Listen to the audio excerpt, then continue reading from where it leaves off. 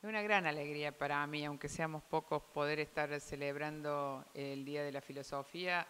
Hace ya algún tiempo que no podemos hacerlo en la región. Voy a comentar muy brevemente por qué, pero sobre todo estar, bueno, con ustedes, con las personas que nos van a acompañar, con mi colega Frederic Ballerón, con quien venimos tratando de hacer este encuentro entre ética, filosofía y arte, que me parece que es un encuentro bien interesante. Y en esta casa que dice mucho. Gracias. Y bueno, yo quería sí contarles un poquito que la UNESCO ya desde su creación, ¿no?, ha manifestado su preocupación por la educación y el pensamiento crítico. Y esto, muchas de las palabras a lo mejor que voy a usar ahora han terminado sonando como eslogans, ¿no? Y a mí me parece importante que tratemos de recuperar el valor de las palabras. En ese sentido, la idea de educación y pensamiento crítico como la mejor forma de construcción de una paz duradera en el mundo, que fue el sentido por el cual se creó la organización. Y en el año 2005 se instauró el Día Mundial de la Filosofía, precisamente como heredero de esta idea, ¿no?, de la necesidad de trabajar fuertemente en promover ciudadanos libres a través de la reflexión crítica, a través de la educación y a través de distintas acciones.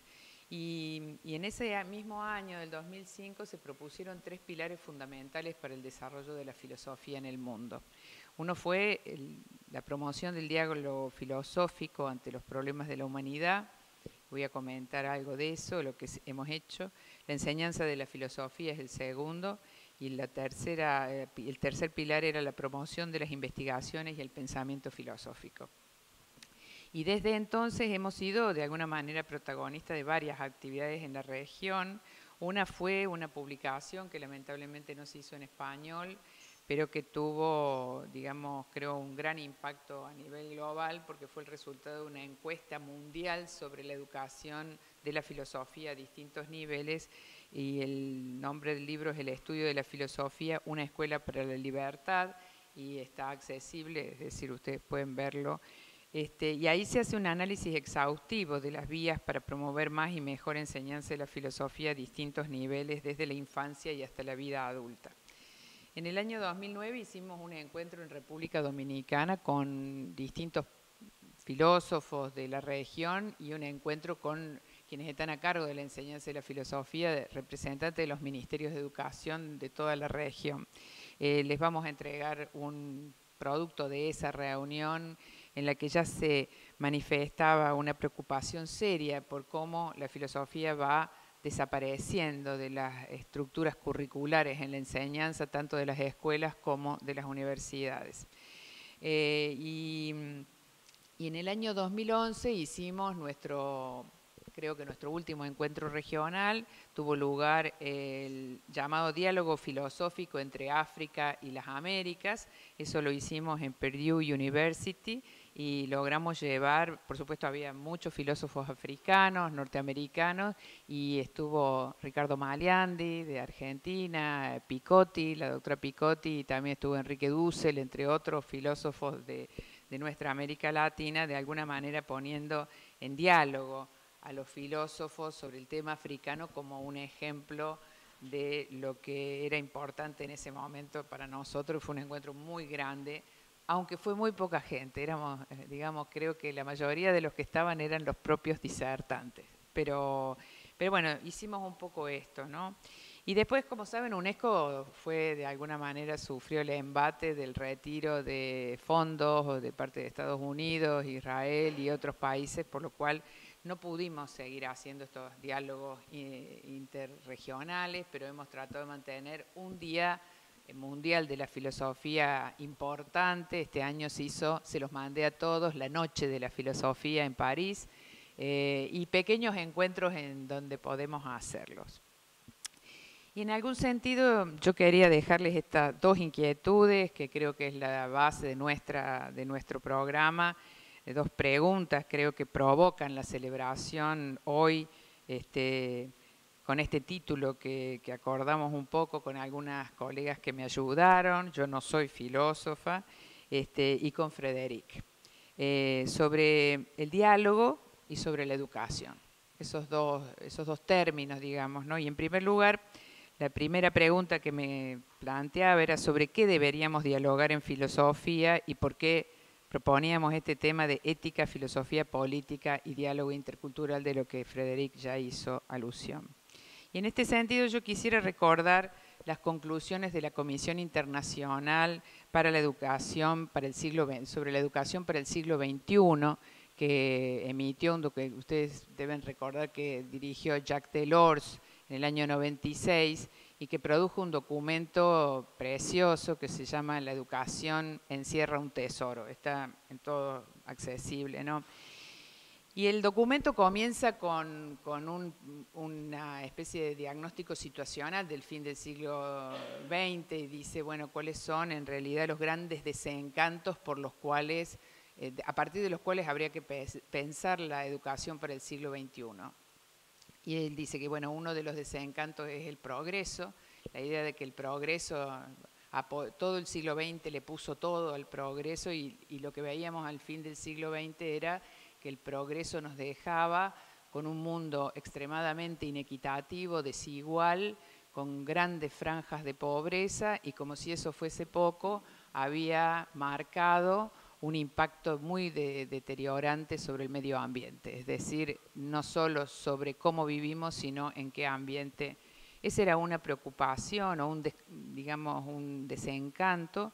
Y el segundo desencanto tenía que ver con la idea de que era posible un pacto pacificador que se propuso en la posguerra y que evidentemente ni antes ni después del muro de Berlín, de la caída del muro de Berlín fue posible, y creo que mucho menos en este comienzo del siglo XXI. Y entonces, por eso el reporte final de este documento proponía como objetivos para la educación del siglo XXI tres pilares, digamos, que era la paz, la libertad y la justicia social. Y creo entonces que esto está también en la base de los temas que deberían reunirnos para debatir en un mundo como nunca convulsionado como está la actual y en una América Latina que creo que es, bueno, sin lugar a duda muy diversa, que está siendo testigo de profundos cambios políticos, pero que no parecen ir en el camino de profundizar estas tres ideas de paz, libertad y justicia social. Y en el segundo punto, que con esto termino, en relación a la educación en filosofía, yo traía un pequeño texto que no lo voy a leer ahora sobre un libro de Martha Nussbaum que se llama Sin fines de lucro y por qué la democracia necesita de las humanidades, ¿no? Y ella ahí muestra cómo ha sido progresivo el detrimento de la enseñanza de la filosofía, lo pone con números de horas, con cantidad de docentes, con inversión presupuestaria en las universidades norteamericanas a la enseñanza de la filosofía en los últimos 30 años, ¿no? Y de alguna manera es lo mismo que mostró el encuentro que hicimos en República Dominicana, como que es algo que se va desplazando peligrosamente.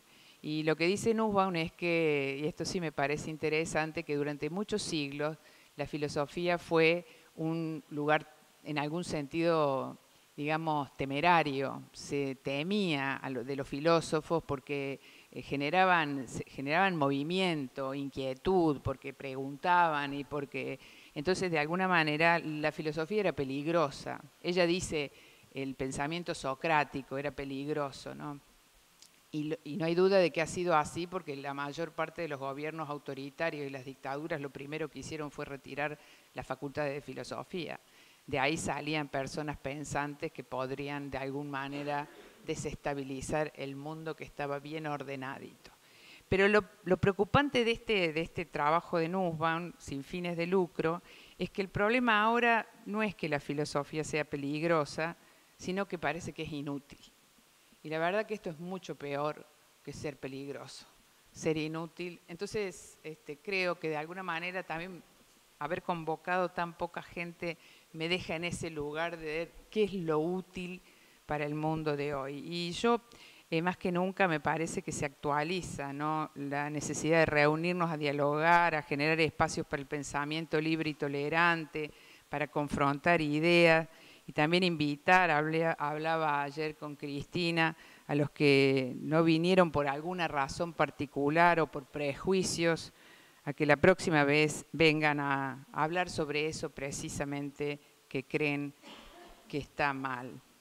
Y reclamar el espacio de la filosofía en las universidades hoy más que nunca, en todas las carreras, si es que realmente entendemos que no hay paz posible si no aprendemos a dialogar, a debatir y a reflexionar críticamente sobre la realidad, y si no parece que lo que nos queda es someternos a los instrumentos de domesticación que nos ofrece la sociedad o el modelo neoliberal y científico-técnico que tenemos. Así que, nada, yo quiero agradecerles a quienes están, a quienes han venido a ayudarnos a pensar y a proponer esto. Vamos a tratar, como parece que ahora la presencia no es la vía, sino la imagen, los medios, de que ustedes lleguen de todas maneras su voz y su palabra a todas las personas y, como dijimos con Fred, de tratar de mantener estos espacios a través del programa de filosofía, aunque seamos pocos, aunque sea pequeño, pero que tenga impacto.